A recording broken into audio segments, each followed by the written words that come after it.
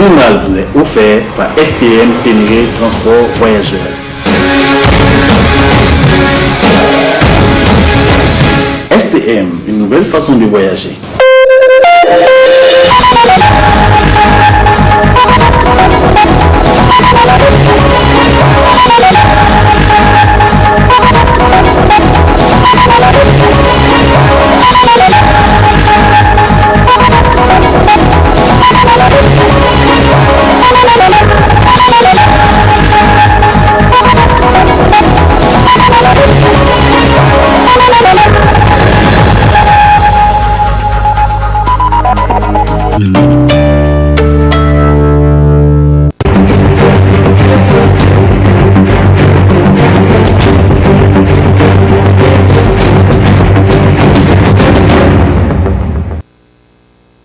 Prévu dans le cadre du sommet de l'Union africaine que le Niger a organisé en juillet 2019, c'est finalement ce mardi 21 janvier 2020 que le Centre international de conférence Mahatma Gandhi de Niamey, fruit de la coopération agissante entre le Niger et l'Inde, a été inauguré par le chef de l'État Issou Mahamadou et le ministre indien des Affaires extérieures, Dr Jaishankar, qui a effectué spécialement le déplacement de la capitale nigérienne. Mais la non-finalisation de la construction du centre dans le délai voulu, qui est indépendant de la volonté des gouvernements des deux pays, n'a pas eu d'impact sur la tenue du sommet de l'Union africaine 2019, qui fut d'ailleurs une réussite à tout point de vue. Et désormais, le Niger dispose d'une infrastructure d'envergure jamais construite en Afrique. Le centre est en effet un complexe spacieux moderne bâti sur 5,36 hectares, respectueux de l'environnement, qui comprend entre autres un auditorium de 2112 places qui a servi de cadre à la cérémonie inaugurale, une salle de huis clos pouvant accueillir 65 chefs d'État accompagnés chacun de 4 de ses collaborateurs, une salle de travaux de commission, une salle de banquets et diverses autres commodités telles que des escalators au nombre de 4, des bureaux administratifs, un salon présidentiel, un salon ministériel, 2 salles de presse, 2 salles de prière hommes et dames et des dispositifs de toilettes et d'ablution séparés, une cafétéria, une infirmerie. Le projet, qui a coûté 50 millions de dollars au gouvernement indien, a créé plusieurs milliers d'emplois et l'exploitation du centre générera de centaines d'emplois directs et indirects. L'architecture de l'infrastructure symbolise la paix, la croissance, la diversité culturelle et le développement du Niger. La forme du bâtiment, en effet, évoque le fleuve Niger. La calebasse fait référence à l'abondance et au sens de l'hospitalité légendaire du pays. La tour rappelle le minaret de la mosquée d'Agadez et la statue de Gandhi témoigne de la vitalité des relations de coopération et d'amitié qui lient les deux pays.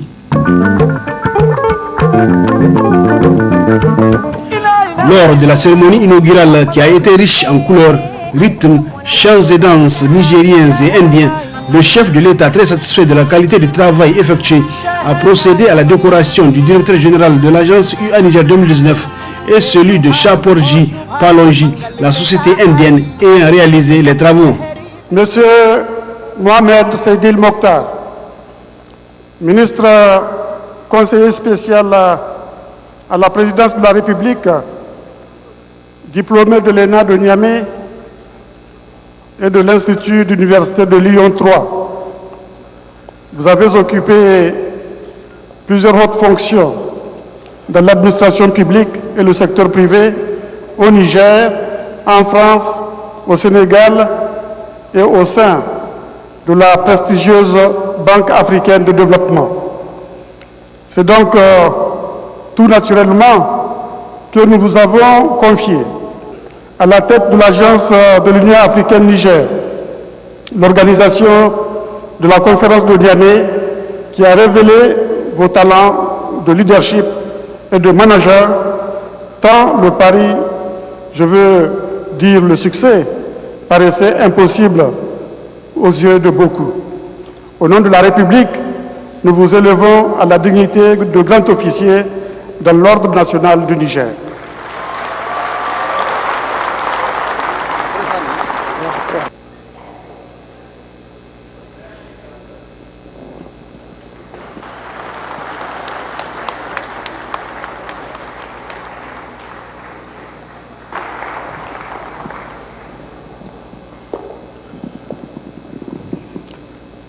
Monsieur Mohamed Seni, directeur général de Char Porgy Palongi, pour l'excellent travail réalisé. Sous votre impulsion, avec professionnalisme et partage d'expérience avec les collaborateurs nigériens, la construction du centre Mahatma Gandhi constitue un développement inédit de l'économie des conférences au Niger. Au nom de la République, nous vous faisons chevalier dans l'ordre du mérite du Niger.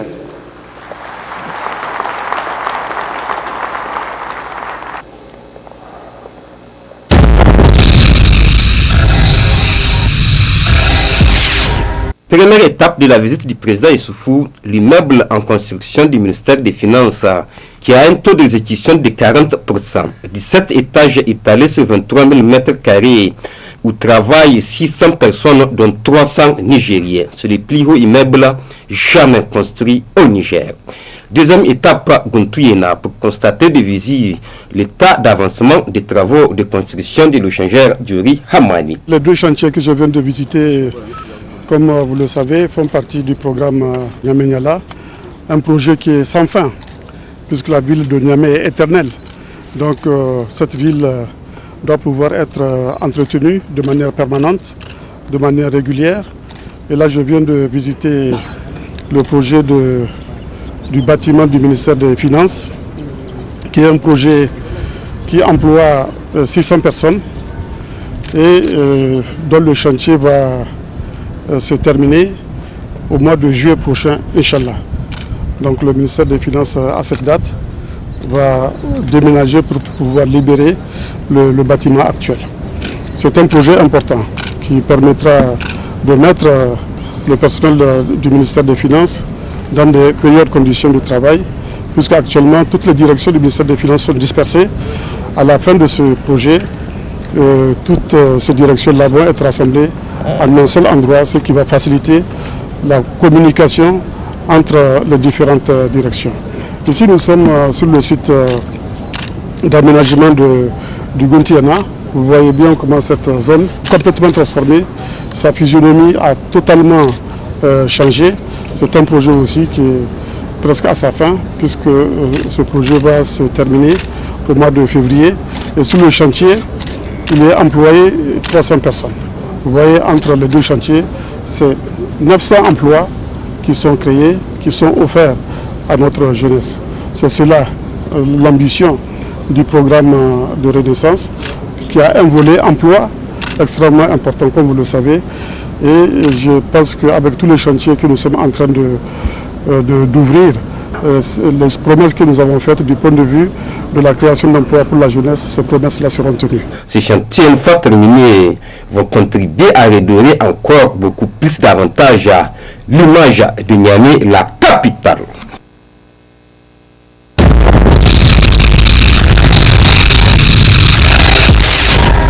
Le Niger est désormais une destination phare et incontournable pour les grandes rencontres internationales avec ses grandes réalisations inédites répondant aux normes internationales.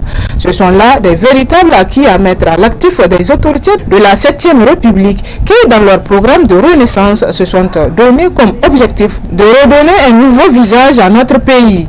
Une ambition qui est en train d'être matérialisée quand on regarde les différentes réalisations effectuées. La dernière en date, c'est le centre de conférence internationale Mahatma Gandhi, inauguré le 21 janvier dernier.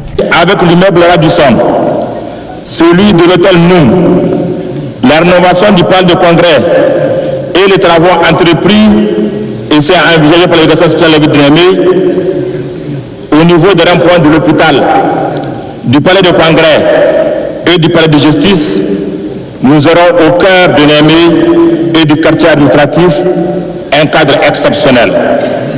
Ces projets seront réalisés dans les meilleures conditions grâce à l'engagement, l'implication et la contribution de plusieurs acteurs. Ils sont nombreux et permettez-moi à présent de leur adresser mes remerciements et ma profonde reconnaissance. Le joyau que vous venez d'inaugurer, fruit de la coopération agissante entre l'Inde et le Niger, constitue la dernière infrastructure qui à l'origine devait servir de cas de population de la conférence de l'Union africaine que notre pays a abrité en juillet passé. Pour plusieurs raisons, indépendamment de la volonté des deux gouvernements, sa livraison n'avait pas pu se faire avant cet événement. Mais le Niger et l'Afrique retiendront que la conférence de l'Union africaine a eu lieu dans un cadre avec les fastes et les succès que l'on connaît. Ce succès, Monsieur le Président, nous l'avons arrêté parce que vous avez cru dès le début.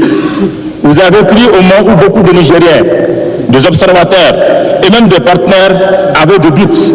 Beaucoup ne croyaient pas aux capacités de notre pays à faire face aux exigences d'un tel événement, surtout dans un contexte marqué par des défis économiques, financiers et sécuritaires énormes.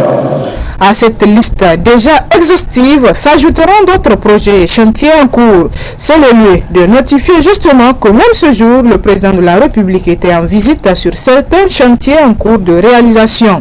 L'histoire retiendra ainsi que tous ces grands bâtiments et réalisations importantes ont vu le jour au Niger sous l'impulsion du président actuel, grand bâtisseur comme les citoyens l'ont affectueusement appelé.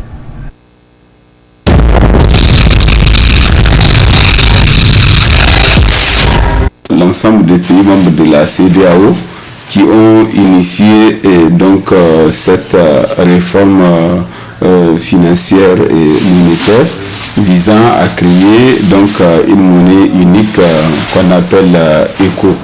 Bon, il s'est trouvé que entre-temps, le président de la Côte d'Ivoire, M. Alassane Dramane Ouattara, a cru devoir faire cette annonce-là plutôt au nom de l'IMOA.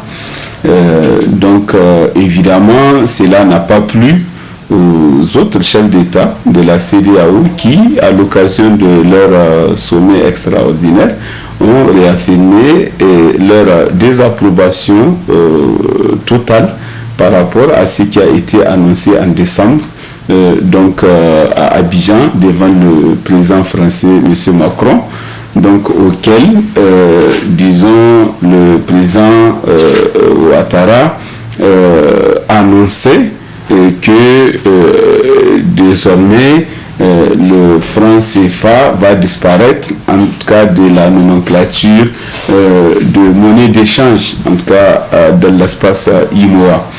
Dans la même lancée, il annonçait également que ça serait la fin de la présence prééminente du représentant de l'État français au niveau du conseil d'administration du CFA, et également la fin des comptes d'opération. Mais de l'autre côté, il annonçait également, où il fait sous-entendre que l'arrimage de la nouvelle monnaie, notamment l'ECO, va rester sous la parité fixe avec l'euro, et que la France serait en tout cas la garante de cette monnaie-là.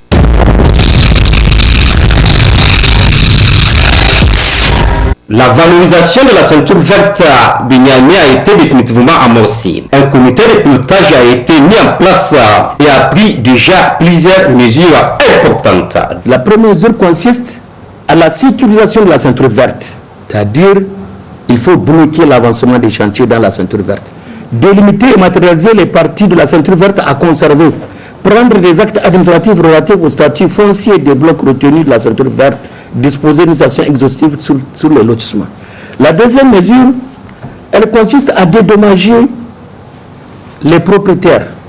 Nous allons évacuer toutes les occupations spontanées dans les blocs retenus, c'est-à-dire s'il y a des squatteurs, s'il y a des garages, s'il y a d'autres, nous allons tous les évacuer. Et nous allons faire payer les taxes d'abattage des arbres. Quand on vous dit ceinture verte, ça veut dire que c'est l'État qui a mis des moyens pour planter des arbres, pour les entretenir pendant des années. Et ces arbres-là, ils ont été coupés ou bien ils ont été privatisés par ceux qui ont construit dans ce domaine. Et nous identifions, d'après les textes en vigueur de nos collègues de l'environnement, c'est 16 arbres par parcelle de 400 mètres carrés et 20 000 francs par arbre. Les 11 blocs qui composent la ceinture verte seront également valorisés. Dans ce même bloc, il sera réalisé un parcours sportif. Là également, comme on le voit, pour permettre aux citadins d'avoir des endroits où ils peuvent aller faire du sport dans la nature, avec des installations de différents types et qui vont être proposées par les spécialistes. Il va abriter également un centre forestier. Si vous voulez, c'est la base de l'équipe qui va être désormais chargée de la surveillance du parc. Voilà à quoi sera donc destiné le bloc 1. Le bloc 2 qui est immédiatement contigu, il sera aménagé en un parc d'attractions et de loisirs. Dans la plupart des grandes villes, vous avez de grands parcs où les familles, les enfants vont se récréer. On va préserver le caractère vert des endroits, c'est-à-dire les bois vont être préservés, sinon même renforcés, mais avec des installations d'attraction pour les enfants et pour de loisirs également pour les enfants. Les deux ne sont pas incompatibles. Le bloc 3,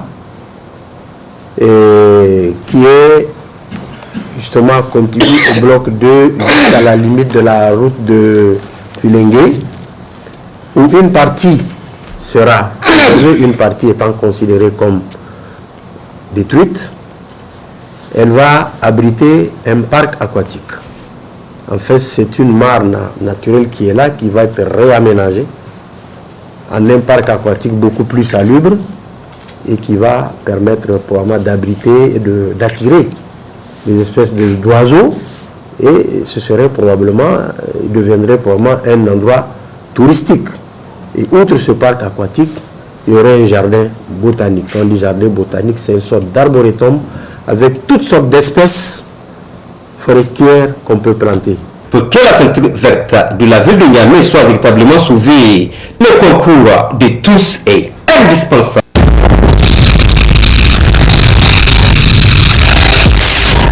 Tout marche au ralenti au niveau des universités publiques du Niger. L'enseignement supérieur est paralysé depuis le 20 janvier dernier à cause de la grève des enseignants-chercheurs qui réclament certains de leurs droits. Prenant acte de leur plateforme revendicative, la partie gouvernementale a invité les enseignants sur une table de négociation. Ces derniers restent optimistes quant à l'issue des négociations. Le gouvernement nous a saisis par voie épistolaire où il nous demande de venir se réunir au ministère de l'enseignement supérieur autour des 2 points de mot d'ordre des grèves, à savoir l'exigence de l'amendement de la loi 2019-05 du 6 mai 2019, adoptée par les parlementaires le 18 avril 2018. Donc ce point sera discuté, sera négocié. Ensuite, il y a les droits statutaires en souffrance, où à travers le protocole d'accord que conjointement nous avons signé avec la partie gouvernante, cette dernière s'est engagée à solder ses droits statutaires en souffrance au plus tard le 31 août 2019, ce qui n'est pas le cas. Si vous avez bonne souvenance, la semaine passée, la section SNEC de Niamey a observé un moment d'arrêt d'activité pour rappeler sectoriellement au gouvernement d'appliquer le protocole d'accord par rapport à ces droits statutaires. Ce qui veut dire que l'État n'a pas respecté ses engagements, puisque de notre côté, nous avons pris l'engagement de sauver la ligne académique, ce que nous avons réussi. Ensuite, nous avons pris l'engagement de vulgariser la charte d'éthique et d'idéontologie, ce que nous avons fait du 14 au 24 décembre 2019 dans toutes les universités publiques du Niger. Il y a aussi un outil d'anticipation des crises dont nous avons salué, puisque le ministre a fait un projet d'arrêté que nous avons amendé et nous avons envoyé nos représentants depuis le 9 septembre. Mais jusqu'à présent, cet outil d'anticipation des crises n'a pas été installé par le gouvernement. Pourtant, il a pris l'engagement de l'installer très tôt. Et je pense que demain, ça sera une occasion d'abord pour surmonter la cause de la crise. La cause de la crise, c'est la remise en cause de la démocratie universitaire, c'est-à-dire la faculté que les textes de la République nous ont donnée pour élire nos responsables administratifs et académiques. La rencontre de demain va réhabiliter ce droit, puisque c'est un acquis que l'État a arbitrairement remis en cause le 28 mai 2018.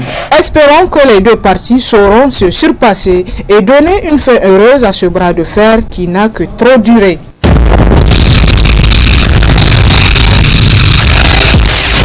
Le 16 janvier 2020, alors que le SINASEB tenait son assemblée générale d'information à la maison des jeunes Gado Sekou de Niamey, les forces de l'ordre ont fait irruption pour les disperser. Un acte condamné par la centrale, la Confédération nigérienne du travail, à travers une déclaration. La CNT dénonce la remise en cause des libertés individuelles et collectives au Niger. Je dis profondément choqué de la remise en cause des libertés individuelles et collectives en République du Niger.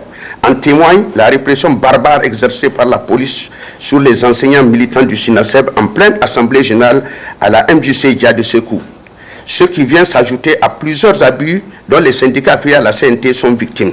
De la résiliation des enseignants contractuels pour boycott de l'évaluation illégale et inopportune organisée en 2017, en passant par les affectations des responsables syndicaux du SINASEB et du SINISEN, sans oublier le licenciement abusif des agents de la CNPC, la liste des violations n'est pas exhaustive. Ce qui constitue une violation flagrante des conventions de l'OIT et de la Constitution de la République du Niger. Le bain s'indigne de la rupture du dialogue social entre certains syndicats affiliés et leurs interlocuteurs, mais aussi de l'ingérence des autorités dans la compétition syndicale, comme c'est le cas dans le secteur de l'éducation et au niveau de la scène. La Confédération nigérienne du travail décide de porter plainte contre l'État du Niger auprès du Bureau international du travail BIT pour violation des libertés syndicales et abus de pouvoir. Le Bureau exécutif national de la CNT apporte son soutien indéfectible et sans faille au BEN SINASEB, à ses militantes et militants, mais également à tous les enseignants du Niger. Exige du gouvernement la réhabilitation immédiate des 480 enseignants résiliés pour respect du mot d'ordre des syndicats et la réaffectation de tous les enseignants arbitrairement redéployés. Exige de la direction générale de la SEN la réaffectation des membres du BEN CNT affectés à l'intérieur du pays et la réhabilitation du responsable du BEN SINISEN révoqué alors qu'il était sur un lit d'hôpital au risque d'être poursuivi devant les services compétents. Décide de porter plainte contre l'État du Niger auprès du Bureau international du travail pour violation des libertés syndicales et abus de pouvoir. Enfin, la CNT exige la publication des rapports d'inspection et la poursuite de toutes les personnalités impliquées dans des présumés détournements, condamne fermement les différentes attaques dont font l'objet les positions des FDS engendrant plusieurs pertes en vies humaines et occasionnant des milliers de déplacés, présente ses condoléances aux parents des victimes et souhaite prompt rétablissement aux blessés. Demande également au gouvernement de doter les FDS de moyens adéquats pour faire face à l'ennemi.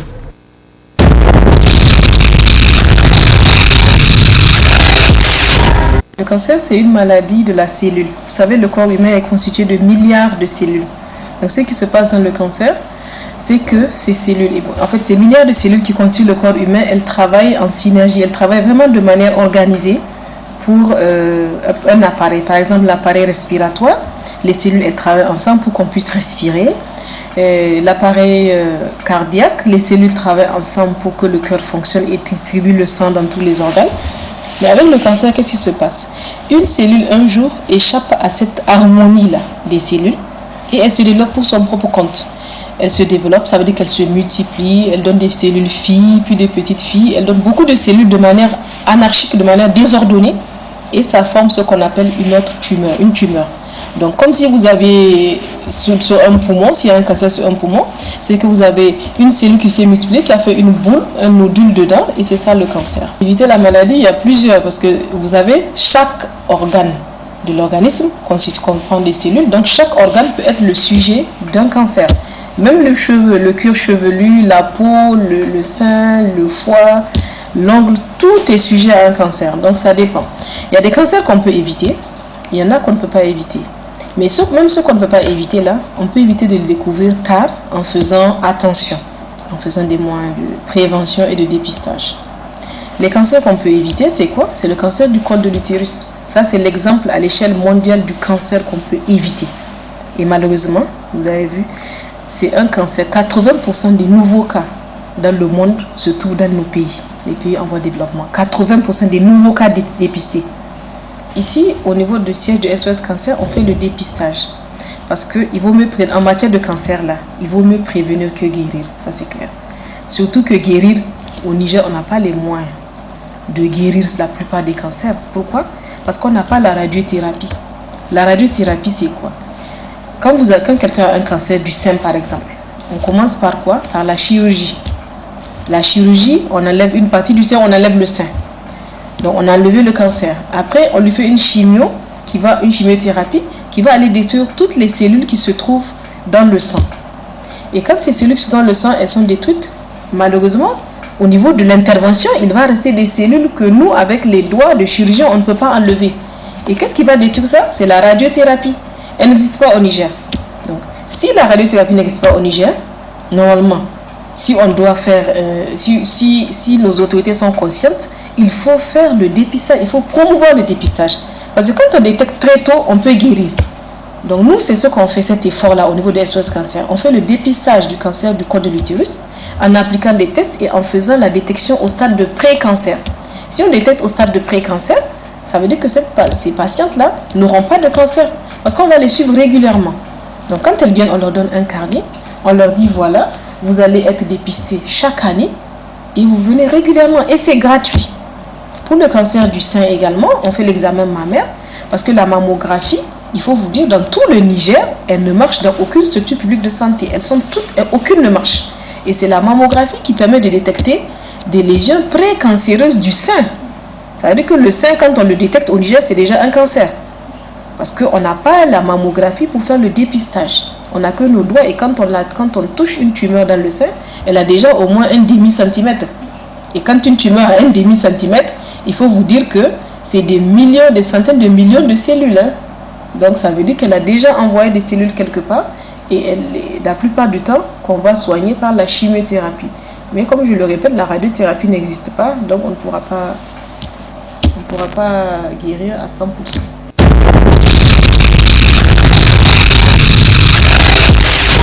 Reconnue au Niger depuis une décennie, la pharmacopée traditionnelle et prophétique occupe une place de choix dans la vie de nombreux Nigériens. À travers des plantes médicinales, du miel pour ne citer que cela, les tradipraticiens parviennent à guérir plusieurs maladies telles que le diabète, l'hypertension, l'ulcère, l'hernie, les infections chroniques, etc. Mais d'où proviennent ces plantes médicinales? Ça ferait comme une médecine prophétique. Il y a un kamaga qui s'est écrit au canal au Massé. Avant de vendre quoi que ce soit, nous demandons aux clients s'ils ont effectué une visite au dispensaire. Notre force réside dans les courants. Nous nous approvisionnons en produits en Algérie, Égypte, Arabie Saoudite et souvent Dubaï.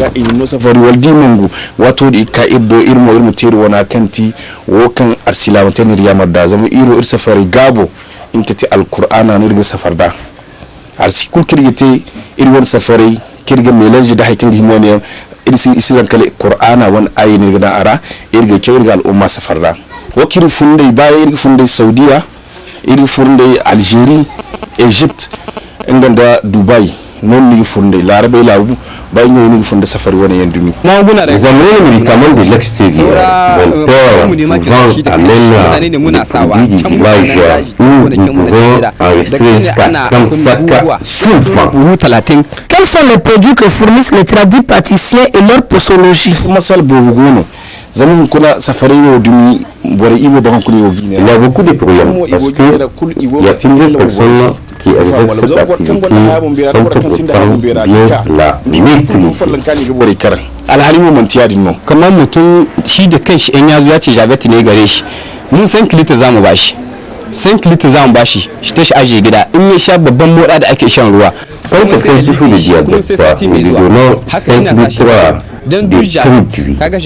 Pendant une semaine, il va faire la diarrhée pour faire face au diabète filiaire. Et il faut forcément avoir des produits liquides et en poudre parce qu'il y a des personnes qui vivent en France. La pharmacopée traditionnelle et prophétique peut se définir comme un ensemble de savoirs, de connaissances, de pratiques et de techniques des plantes et du Saint-Coran dans le domaine de la santé au Niger, même si par ailleurs le ministère de la Santé publique interdit la publicité par voie de presse de la promotion de la pharmacopée traditionnelle et prophétique.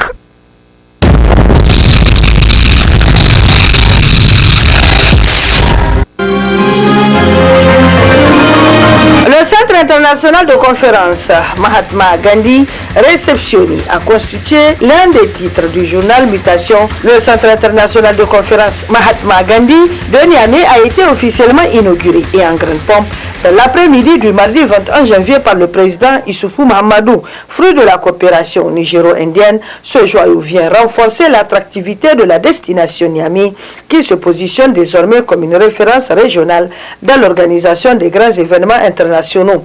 Le centre Mahatma Gandhi est un complexe spacieux et moderne qui est composé d'une salle de plénière de 2500 places, d'un salon présidentiel de 50 places, d'une salle de huis clos de 325 places, d'un salon d'honneur VIP, ainsi qu'un bloc administratif, une salle multimédia, une salle de banquet multifonction de 1180 places et divers autres ouvrages annexes. D'un coût estimé à 50 millions de dollars, il a été réalisé sur une superficie de 5,36 hectares par l'entreprise indienne Shapurji Palunji, qui a mobilisé environ 1500 ouvriers, dont 400 ingénieurs et techniciens indiens depuis le début des travaux, le 3 octobre 2018. Érigé en plein cœur de Niamey, dans le quartier administratif des affaires, son architecture a pris la forme d'une calebasse, symbole de la bienvenue au Niger, adossé à un baobab, arbre de concertation et qui met en exergue la résilience africaine, ainsi qu'un minaret qui renvoie à la célèbre mosquée d'Agadez et qui symbolise la paix. Le journal hebdomadaire satirique Le Hérisson titre à sa une d'une présidence à une autre, du palais des congrès de Kounché au centre Mahatma Gandhi d'Issoufou. Désormais, non loin de l'œuvre grandiose de la présidence du patriote Séni Kounché, à savoir le palais des congrès de Niamey, surplombe le centre international des conférences Mahatma Gandhi de l'ère du bâtisseur Issoufou Mahamadou. Ainsi sera racontée l'histoire aux générations futures que 33 ans après la disparition de l'homme de Fandou, celui que les concitoyens appellent affectueusement le lion de Dandaji, viendra façonner son pays comme il n'en a jamais été auparavant, en dépit d'un contexte difficile et de contingences socio-économiques des plus terribles. Le président de la République Issoufou Mahamadou a inauguré ce 21 janvier à Niamey le Centre international de conférence Mahatma Gandhi de Niamey, une infrastructure qui permettra au Niger d'accueillir de grandes rencontres mondiales et permettre ainsi au pays de devenir un hub continental, voire mondial. L'infrastructure de la Renaissance, le Centre Mahatma Gandhi de grand standing, inauguré, titre le journal Canard déchaîné. L'opposition politique demande le départ du président Issoufou. Titre en gros, le journal L'actualité qui rapporte que dans une déclaration musclée rendue publique le samedi 18 janvier 2020, l'opposition politique regroupée au sein du Front pour la restauration de la démocratie et la défense de la République FRDDR a purement et simplement demandé le départ du président de la République Issoufou Mahamadou. L'opposition politique, je cite, la situation que nous vivons met à nu l'incompétence du président de la République Issoufou Mahamadou à gérer l'État, le drame en cascade que vit notre peuple aujourd'hui et qui menace l'existence même de notre pays et comme on le voit imputable à la gouvernance promue par Issoufou Mahamadou. Fin de citation. Le journal Le Républicain écrit dans les colonnes la rentrée politique du FRDDR, la énième sortie ratée de l'opposition nigérienne. Dans une déclaration au style d'un tract, l'opposition nigérienne s'en est prise avec virulence au gouvernement nigérien. Quoi de plus normal, car une opposition n'a pas pour vocation d'incenser un gouvernement. Au contraire, elle peut s'autoriser quelques déclarations fracassantes pour au moins faire semblant d'exister. Ainsi, toute opposition qui se veut crédible doit de temps à autre décrocher quelques flèches pour critiquer la gestion du gouvernement et éventuellement proposer des alternatives meilleures quand elle est inspirée. En attendant les conclusions de l'audit de l'armée, le ministre de la Défense face à la fronde des fournisseurs, titre l'enquêteur, les conclusions des autorités initiées par le ministre de la Défense nationale ne sont pas connues que déjà certains en parlent avec délectation. Chacun y va de son commentaire, plus ou moins fantaisiste. Une chose est certaine, Youssouf Katambi a affaire à un nid de vipères et s'attaque à des pratiques blâmables, devenues la règle dans ce domaine. Dire que l'exécution des commandes militaires est entachée de corruption est un euphémisme. La montée en puissance des nébuleuses terroristes au Sahel a créé une source intarissable de revenus pour le lobby politico-militaire et civil qui s'est formé autour du régime en place. Des commandes chiffrées à plusieurs milliards de francs CFA, cela engendre forcément un jeu d'intérêt. Pour y voir clair, le ministre de la Défense nationale a envoyé des auditeurs en Asie, en Europe et en Russie. Objectif, recueillir les prix standards auprès des fabricants d'équipements afin de les comparer à ceux facturés à l'État du Niger par les fournisseurs nationaux.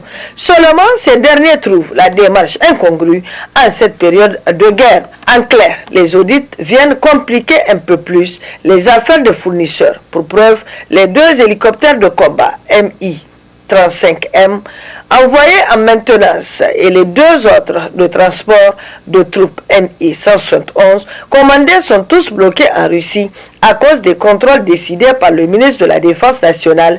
La riposte des fournisseurs s'organise dans le bras de fer qu'il a engagé avec les gros fournisseurs de son ministère. Youssouf Katambi a l'opinion nationale avec lui, mais ce soutien moral lui sera-t-il d'un grand apport? Pas sûr.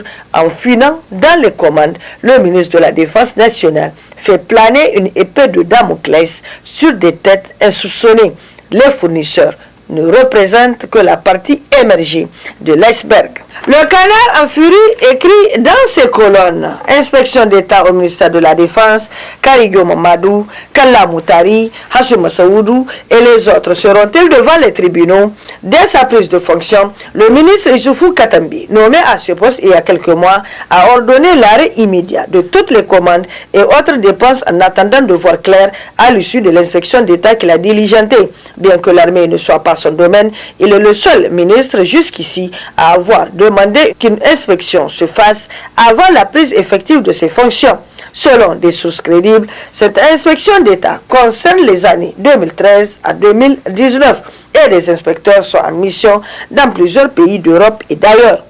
Une enquête minutieuse a permis aux inspecteurs de découvrir que la plupart des entreprises qui ont reçu ces commandes sont fictives. Créées pour la circonstance, ces entreprises sont présumées être basées dans des pays comme les îles Caïmans, Dubaï, etc.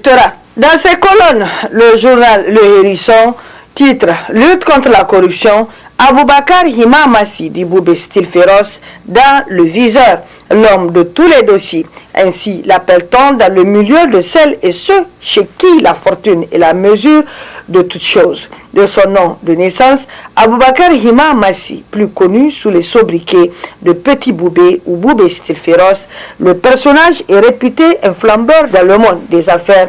On dit de lui qu'il ne travaille pas en termes de millions, mais qu'il flaire des milliards.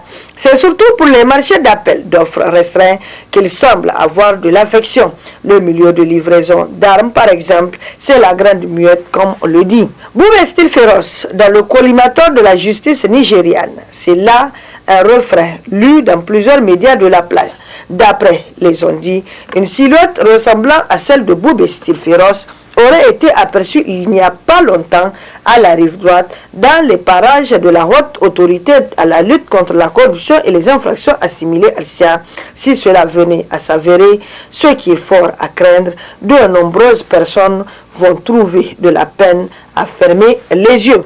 La roue de l'histoire de titré Alma Oumarou entre en rébellion. La déclaration du 16 janvier 2020 sanctionnant la conférence régionale du parti politique pilotée par le président régional Alma Oumarou sonne comme un désaveu et une rébellion de la gouvernance du président national Albadé Abouba. La section MPR Jamouria dit retirer sa confiance au président Albadé Abouba et donne mandat au président de la section de Zender Alma Oumarou d'agir au nom de la section. Pour le moment, pas de démission de Alma Oumarou et de ses troupes qui disent avoir réuni 47 sous-sections sur les 53 que compte la région de Zender. Mais il est évident que le pont est rompu entre le président du parti Albadé Abouba et lui à partir de cette déclaration musclée au regard du ton et des termes utilisés. Il est difficile, voire impossible, pour les deux personnalités de connaître encore la lune de miel pour regarder dans la même direction. Ainsi, leur aventure ne va pas échapper à cette réalité qui a démontré que quand les amitiés politiques commencent à se brouiller, la meilleure solution est de se quitter le plus tôt possible pour limiter la fracture. En réalité, la crise au sein du MPR Jamouria couvait depuis 2016, lorsque les ministres Alma Oumarou, Wasselka Boukari, qui siégeaient au sein du gouvernement au nom du parti, avaient été remplacés sur proposition du président du parti Albadé Abouba. Il avait aussitôt été repêché et nommé comme ministre conseiller à la présidence de la République au cours de la même période. L'ancien président de l'Assemblée nationale, Amadou Salifou, alors président de la section de Niamey, qui n'a pas pu se faire élire député, n'a pas eu de point de chute, ce qui a eu comme conséquence un mécontentement grandissant au niveau de plusieurs sections du parti, qui reprochaient au président Albadé Abouba de ne pas prendre en compte les propositions émanant des sections du parti. Il faut noter également celle de la section de Dosso, où le président Hamazada était soupçonné de vouloir emboîter le pas à Alma Oumarou. Pour certains observateurs de la scène politique, Hamazada a fait un retournement de veste où il n'a pas encore sorti les grosses batteries. Dimanche 19 janvier 2020, alors que l'on attendait une déclaration de retrait de confiance au président Albadé Abouba, Hamazada va se rétracter. La conférence régionale de Dosso va apporter son soutien au président du parti Albadé Abouba. Les mêmes soupçons sont dirigés par certains responsables du parti à l'endroit du ministre Sani Megouchi qui, dès le lendemain de la déclaration de Zender, a adressé une lettre le 17 janvier 2020 au président national Albadé Abouba et au vice-président et président de la section de Zender Alma Oumarou pour renvoyer les deux protagonistes dos à dos. D'aucuns disent qu'il n'a pas eu le courage d'assumer sa position. À en croire des sources proches du président du parti, des mesures d'exclusion sont envisagées, mais compte tenu des soupçons qui pèsent sur beaucoup de responsables politiques, il faut attendre de voir clair pour faire un toilettage entier et sûr à printemps. Autant dire que le problème reste entier au niveau du MPR Jamouria et risque de se compliquer au fur et à mesure que l'on s'approche des échéances électorales de 2020-2021. Crise au sein du parti Albadé Abouba qui cherche l'éclatement du MPR Jamouria, s'exclame le journal Le Monde d'aujourd'hui. Dans une déclaration rendue publique la semaine dernière, la section régionale du MPR Jamouria de Zender, sous la présidence d'Alma Oumarou, président de la dite section, dit avoir retiré sa confiance au président du parti Albadé Abouba, tout en soulignant qu'il reste et demeure militant du MPR Jamouria. Alma Oumarou déclare soutenir les actions du président de la République, Issoufou Mahamadou. Selon ses sources, le sieur Alma Oumarou ne serait pas à sa première tentative de faire un enfant dans le dos à Albadé Abouba. Depuis son départ du gouvernement, il gardait une rancune au président Albadé. La déclaration de Zender s'inscrirait dans une entreprise de démolition du parti afin de faire échec à la candidature du président Albadé qui sera confirmée par le prochain congrès. Qui a intérêt à provoquer l'éclatement du MPR Jamouria dans les milieux du parti? L'on entrevoit dans cette affaire des mains invisibles seront démasquées dans les tout prochains jours. Pour le Républicain, crise au MPR, Albadé pour une pente raide. Le journal Le Républicain de dire que le président du mouvement patriotique pour la République MPR Jamouria, Albadé Abouba, est sur un siège éjectable. En tout cas, tout porte à croire que son leadership à la tête du MPR est de plus en plus fortement contesté par ses camarades, dont des membres fondateurs du parti. À l'origine de ce malaise qui traverse Jamhouria depuis quelque temps, la mauvaise gouvernance et le népotisme dont est accusé le président du parti. En effet, depuis fort longtemps, les réunions statutaires du bureau politique national ne se tiennent plus. Le président du parti est seul à décider des nominations. C'est ainsi que des cadres d'autres partis, dont le plus en vue de l'opposition, sont nommés au titre de Jamhouria, rouspètent les militants. En outre, les parents proches du président du parti sont nommés à des postes de responsabilité au détriment des militants qui ont trimé pour servir la cause de leur formation politique. Non seulement ils ne sont pas associés aux prises de décision, mais ils ne sont pas informés après coup. Le parti fonctionne comme une propriété privée de Albadé, dénonce un militant de la première heure. On se rappelle qu'un parti est déjà né de Jamhouria. Ce parti est dirigé par les figures de proue comme Amadou Salifou, ancien président de l'Assemblée nationale, ou encore Kassoumissa, ancien syndicaliste réputé. En un mot, comme en sang, la crise qui secoue le MPR Jamhouria n'est pas l'œuvre de main extérieure, qu'elle soit alliée ou adversaire. Elle est la résultante des contingences endogènes liées à une mauvaise gouvernance du parti. La fronde qui va en se renforçant risque de déboucher sur un congrès extraordinaire de vérité. Et là, Albadé n'aura le choix que de se ranger en respectant les textes du parti ou de se démettre selon toute analyse. Le canard déchaîné revient dans ses colonnes avec comme titre « Cette minorité qui fait si trembler le pouvoir du président Issoufou ». Interdiction systématique des manifestations de la société civile. La marche projetée vendredi dernier par les organisations de la société civile a été systématiquement interdite par le pouvoir du président Issoufou Mahamadou à travers le président de la délégation spéciale de Niamey, M. Mokhtar Mahmoudou, devenu désormais un des hommes à tout faire du régime. Non satisfait de son arrêté interdisant cette manifestation, le responsable nommé de la ville de Niamey a fait mobiliser un impressionnant dispositif de forces de défense et de sécurité pour occuper tous les points stratégiques de la capitale. Pour la première fois, les populations de Niamey ont découvert de nouveaux moyens de maintien de l'ordre, payés sans doute à grands frais, que la police a sortis pour réprimer les manifestants pacifiques à un moment où le Niger fait face à une recrudescence des attaques terroristes. La question que beaucoup d'observateurs se sont posée au vu de ces moyens disproportionnés exhibés par la police est de savoir si le pouvoir du président Issoufou Mahamadou ne s'est pas trompé de cible en faisant recours à de tels moyens contre les Nigériens qui s'opposent à la présence des forces étrangères.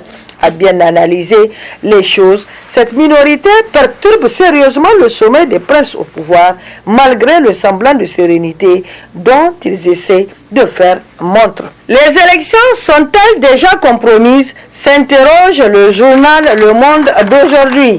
Alors que les spéculations vont bon train depuis quelque temps quant à ce qui se profile à propos des élections de 2020-2021, la Commission électorale nationale indépendante CENI vient de jeter de l'huile sur le feu en décidant de mesures pour le moins inquiétantes.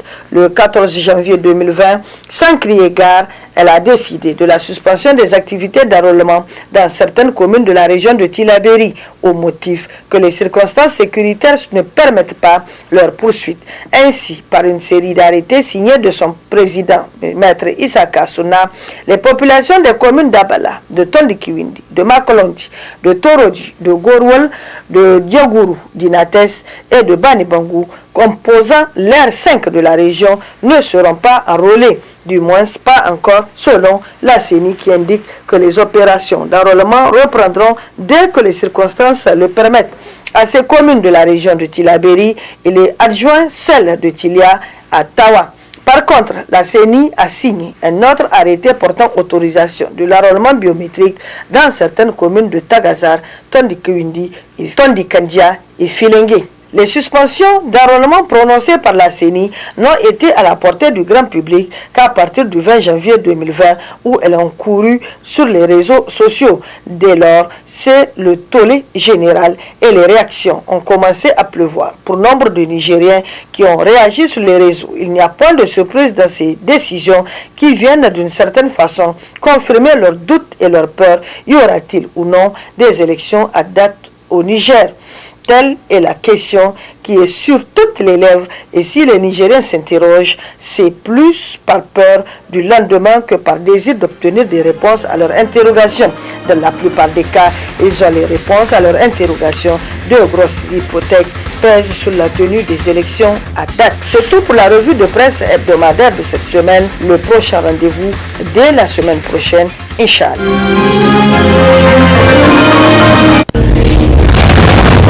Ce journal vous a été offert par STM Ténéré Transport Voyageurs. STM, une nouvelle façon de voyager.